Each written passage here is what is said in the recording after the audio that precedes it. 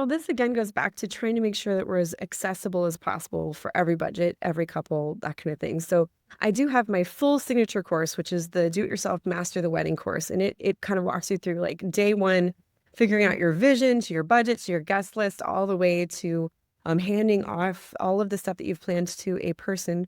I love it to be a professional day of coordinator, but if it can't be, if it's got to be your best friend or your mom or something like that, that's totally okay. And how you actually execute the day and even after the wedding. So it's like this full, huge suite of everything that you need to do. And I have that in like a big program. So if you want to just do the whole thing, you can. But I also understand that that might not be in the cards for everybody, or they might have already, you might be finding this program or be jumping into the planning process with me in a different, like in the middle of the planning process where maybe you don't need the full course. So I have broken it down into 4 different chunks so that people can kind of, I'm calling it like just-in-time planning, so they can choose where they are in the planning process and really just hone in on that specific product or that specific phase in the planning process to just give them like the little shot in the arm that they need to kind of get them over the hump and make sure that, again, that they're making strategic, good decisions in their planning process that's gonna set them up for success throughout the whole process. So those 4 little, chunks, if you will, is one is the Jumpstart program.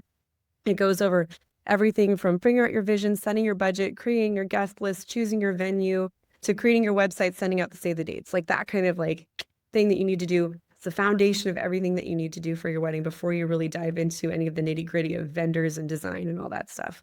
Then the next little section that I have is I call hiring your vendor dream team. So you're really going to shift into hiring the right vendors for your wedding, not just any, vendors out there. It really helps you figure out like who are the right fit for you, who are going to listen to your vision, to your style, to your budget, all of those things to make sure that you're picking the right person for your particular group and your wedding.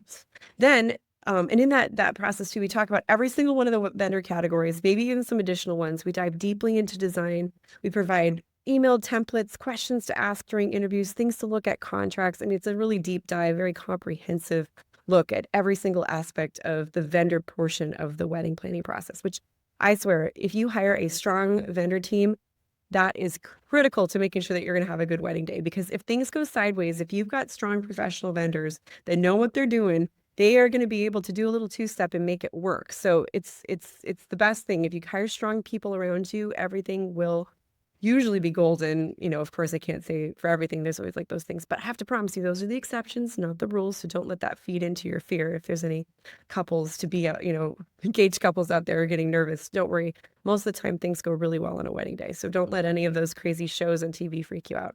Then the other one that I have is the art of day of coordination.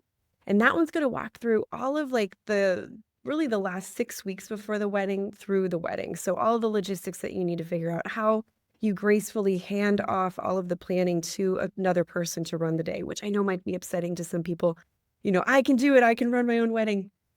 No, you can't. And you shouldn't. You should be focusing on getting married. So we always have to like hand the torch to somebody, which is a stressful thing, especially for those folks that have really like held their wedding super tightly and closely. So we kind of walk through all those processes, how to do that gracefully, how to set that person or people up for success, and all the logistical things that you need to work out with your vendors to make sure that you're setting them up for success so that everything can run nice and smoothly on the wedding day.